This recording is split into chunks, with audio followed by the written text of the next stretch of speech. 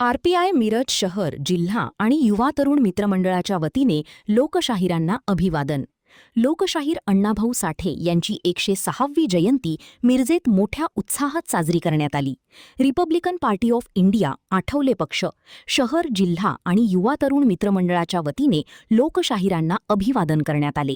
लोकशाहीर अण्णाभाऊ साठे यांच्या पुतळ्यास पुष्पहार अर्पण करून त्यांना अभिवादन करण्यात आले.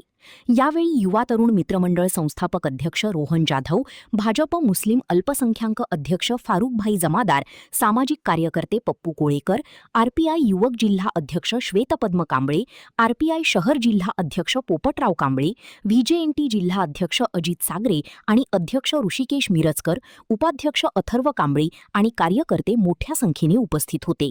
महान कार्य न्यूजसाठी आदी माने, मिरज. लोकशाहीर साहित्यरत्न डॉक्टर अण्णाभाऊ साठे यांच्या जयंतीनिमित्त सर्वप्रथम तमाम बहुजनांना, साहित्यप्रेमींना मी अण्णाभाऊ साठेंच्या जयंतीच्या निमित्तानं शुभेच्छा देतो.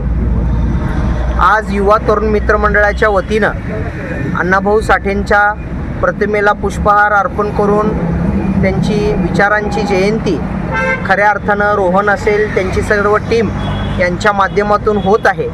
संध्याकाळी मिरवणुकीचा रूपानं अण्णाभाऊ साठेंना अभिवादन करण्याचंही नियोजन युवा तरुण कार्यकर्त्यांच्या वतीने झालेलं आहे. मी आजच्या या अण्णाभाऊ साठेंच्या जयंतीच्या निमित्तानं फक्त सर्व अण्णाभाऊ प्रेमींच्या वतीनं एकच सरकारकडे मागणी करू इच्छितो. गेले कित्येक वर्ष राज्याचं सरकार अण्णाभाऊ साठेंना भारतरत्न देतो म्हणून आमच्या सर्व अण्णाभाऊ प्रेमींवर एक खोटं आश्वासन देत आहे.